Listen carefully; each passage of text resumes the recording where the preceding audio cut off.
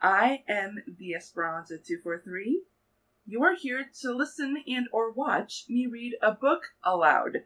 A book that I have written. A book I call Musketeer Power.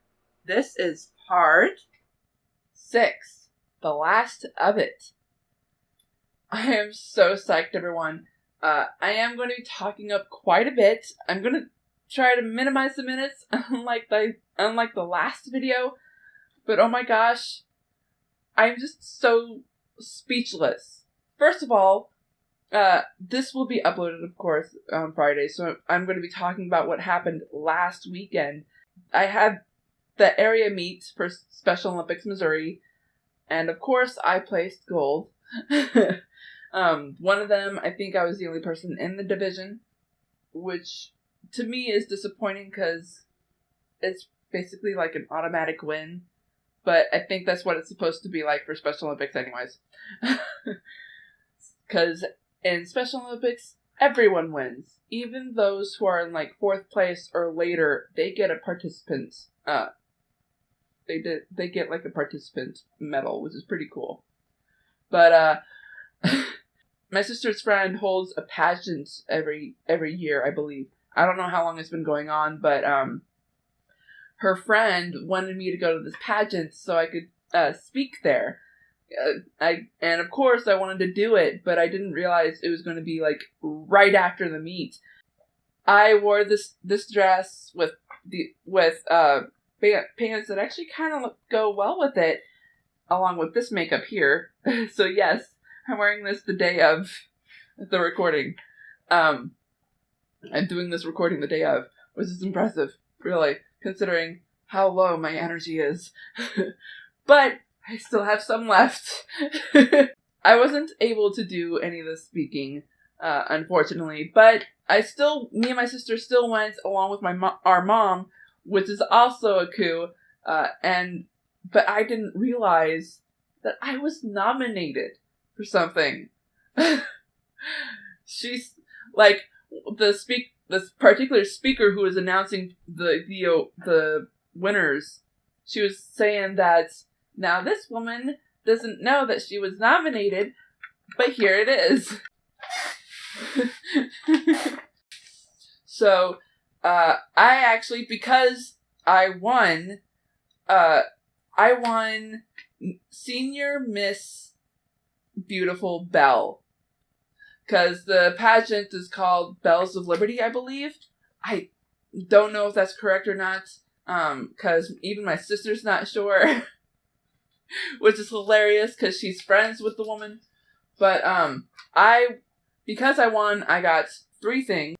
One of them is this trophy. Underneath it says Senior Miss Beautiful Belle, which is awesome. Along with this, a beautiful tiara. Ooh. Bing. And as well as this beautiful sash. Oh, sorry. La. And what's really cool is that at the bottom of it, there's this beautiful pin. I didn't notice that until my mom brought it up.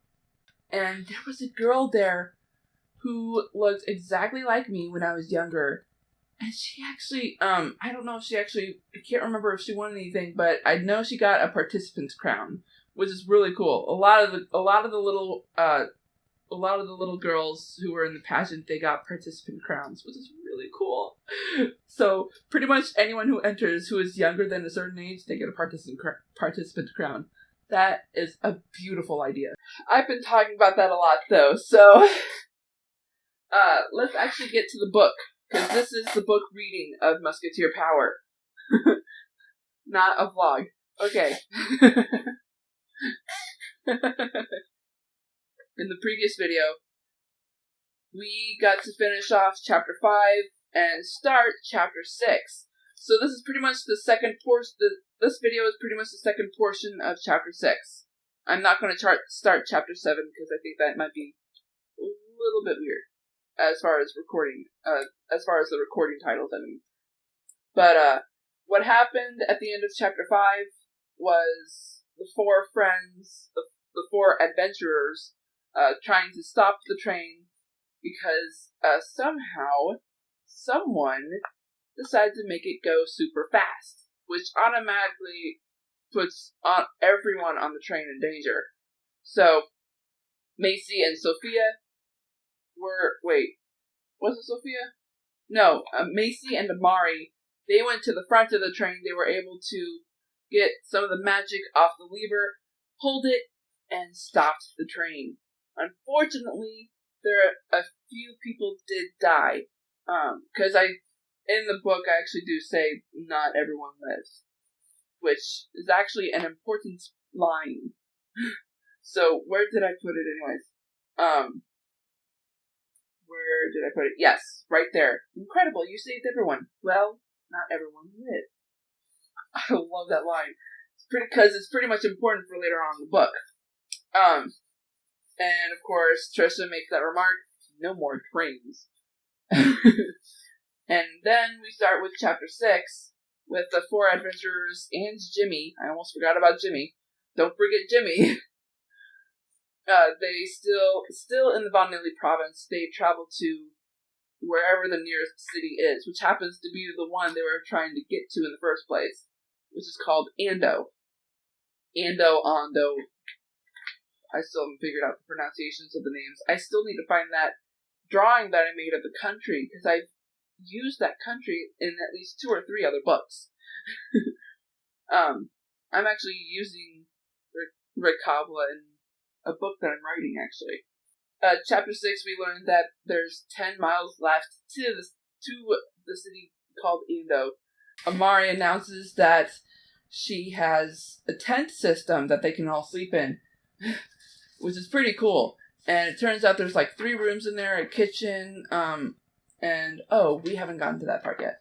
But they actually walked a couple of more miles, and when it got darker, Amari pulled out the tent system, and they're actually making a meal before they go to bed, which is probably not a good idea, but they haven't eaten in such a long time that they actually do need a meal. So, and then Macy broke out into song. That's actually where we are, so I'm going to go ahead and start there. Here we are, breaking bread. The women laughed, still making the rhythmic beat. Dinner time is coming, no need for snacks. We got plenty of food. Of course, that's not exactly how she sung it. And time, Amari added. No, we don't, Trisha interrupted. We need to stop those men. Everyone stared at her. Macy continued to sing, making Amari giggle. We don't have time. There are men after us, going after the king and queen. Amari's giggles increased. Better make it snappy, or we'll be bred and be stuck in their teeth. Sophia and Jimmy laughed as Amari fell on the ground, her face turning red from her laughter. We should stay there, make a nuisance of us, keep them busy and not attempt a death warrant. Trisha grinned before she laughed. All right, I get it. Let's eat. I'm hungry. They collected themselves in order to eat dinner. Macy's singing had helped them relax. The 5 of them didn't realize how tense they were until then. Each adventurer had something different to eat. By the time everyone finished, they felt tired and ready to sleep. So much for campfire songs, Amari said. But at least I can do this. She pulled out her fan, opened a metal door, and used it. A fire suddenly started on the coals inside. Ah, nice and warm, Sophia whispered as Amari pressed the button next to the kitchen curtain. A small box opened, and 6 sleeping bags came out on a metal rack. They each grabbed one. Night, awesome friends, Amari said. Macy chortled while pulling a curtain. Everyone took turns changing into the next day's outfits before going to bed. See, next day, instead of pajamas. Brilliant idea. The following morning, the rising sun shined through the turquoise tent. Jimmy was the first to wake up to its shining. The others slowly woke while he cooked breakfast for everyone. Aw, how nice of him. Oh, babe, that's so sweet of you, Trisha said after kissing his cheek. He smiled and hugged her before glancing at her friends. Hope you all are hungry. Definitely, Macy chimed. Hey, Amari, do you know how to minimize your tent? I believe so, she said with a smile. Trisha winced after hearing that. I don't like the way you said that, Amari. Oh, come on, Sophia spoke. Give her a break. Don't be the new whiner, Trisha. The new whiner. She giggled, as did Macy. They then remembered the song she sang the other night and giggled even more. What? Trisha squeaked. Jimmy turned to the adventurers. He saw how they were about to start another laughing fit. A sly grin slowly formed on his face. He came up to Trisha from behind and tickled her. She cried before laughing, reaching for his hands. Amari rolled her eyes at the sight. She went to the kitchen, picked up a spatula and saucepan, and clattered them together. Jimmy stopped, glancing at her. Sophia, Trisha, and Macy slowed their laughing to face the distraction Amari caused. Macy and Sophia still giggled. Come on, gals. We have to get to Ando, remember? Jimmy cleared his throat and sighed. Right, he said with a nod. As he glanced at the women individually, he gave instructions. I'll wash the dishes. Macy and Trisha, you get the luggage together and out of the tent. Sophia and Amari can put the sleeping bags away. The adventurers worked together in finishing their tasks. Trisha even put snacks and bottled water in the rolling tin Macy used the previous night. By the time he had the dishes put away, they were waiting for him. Jimmy pressed a button near the bottom as he stepped out. The tent folded and collapsed into its original state. How'd you know where it was?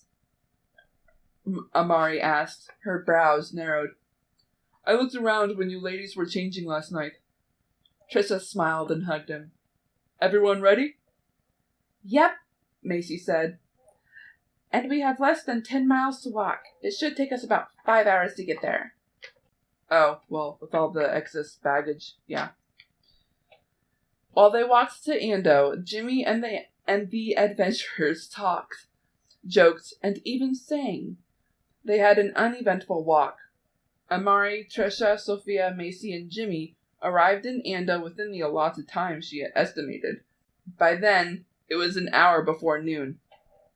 No one noticed they walked on with luggage dragging behind. They wouldn't notice because it was a common thing. Ando seems like a stop for everyone. The adventurers headed to the bus station.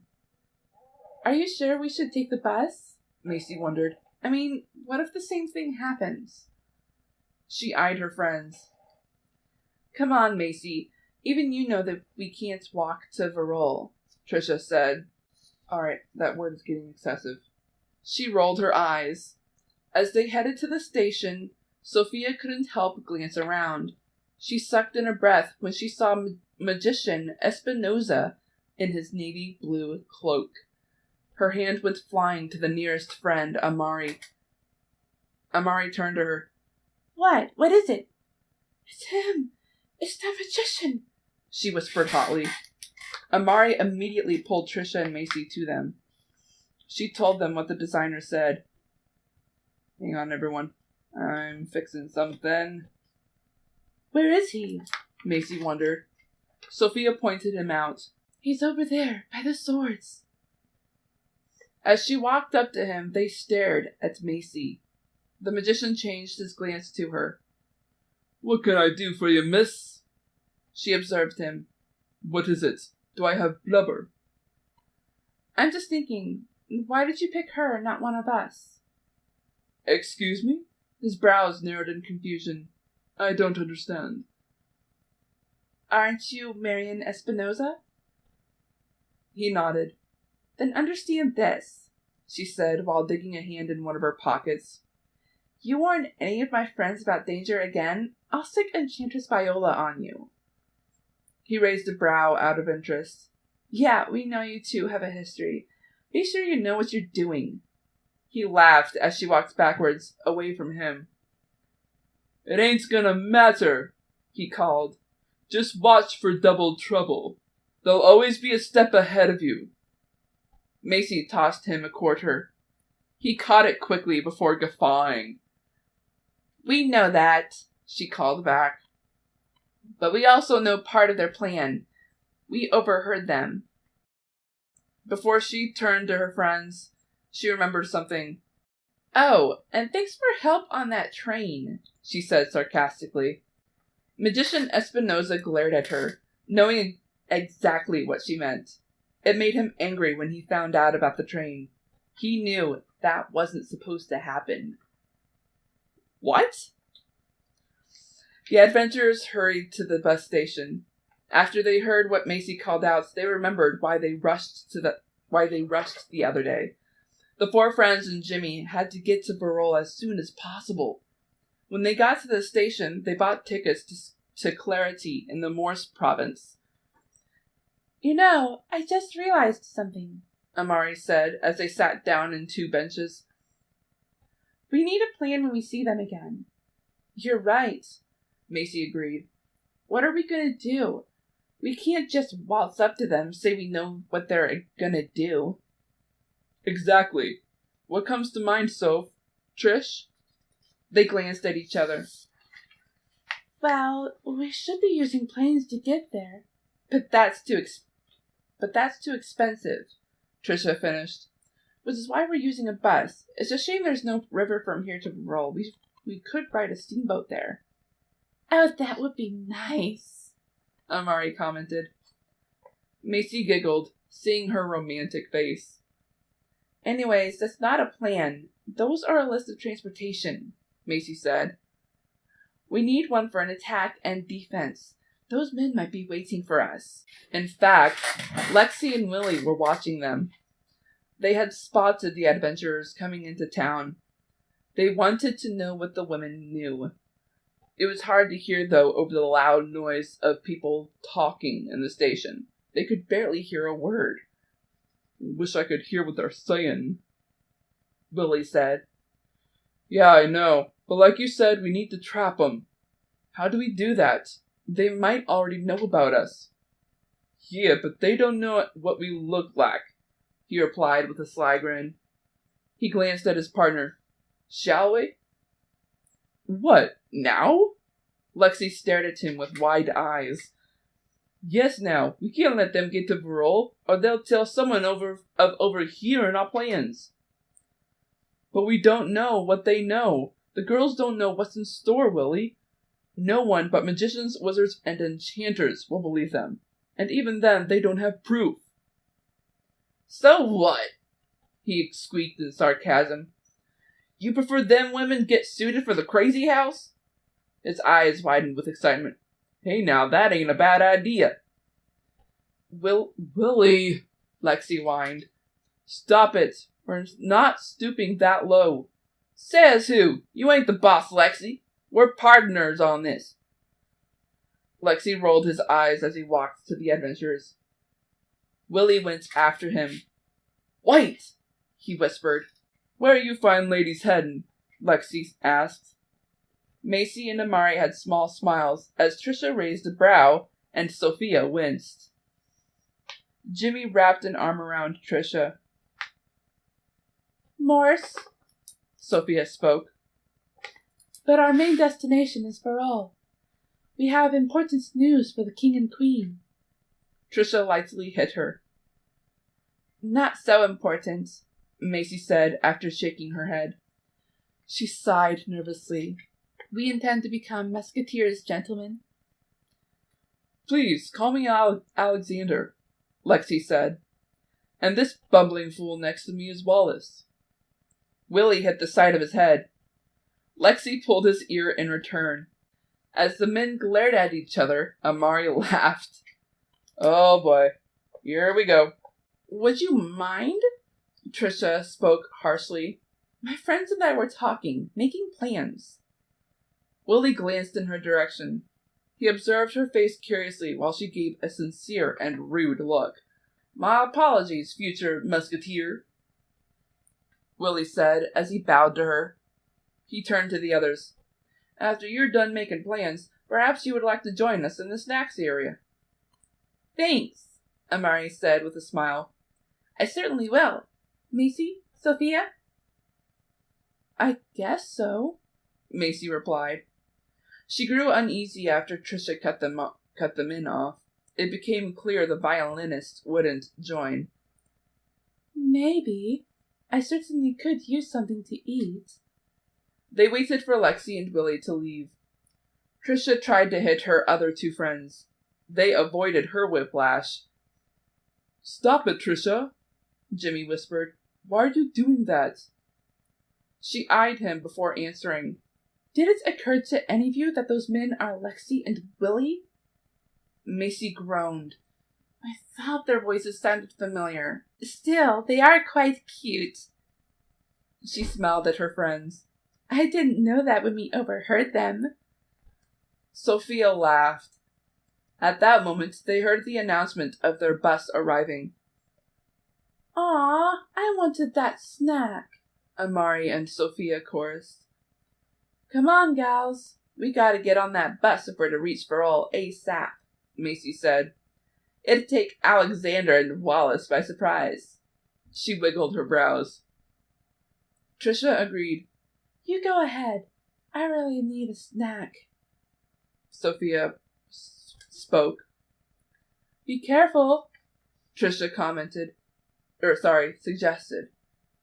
Sophia nodded. Keep those whips close. I always do, she declared. She headed to the snacks area. Macy kept her eyes on her. Dang it, I can't, Macy said nervously. I have a bad feeling, ladies, and Jimmy. Something doesn't feel right. I'm going after her. She walked after Sophia. Leave our luggage in my carts. We'll get the next bus, she called out. Amari stared after her. She and Jimmy were startled by her action. Trisha scoffed and rolled her eyes, crossing her arms.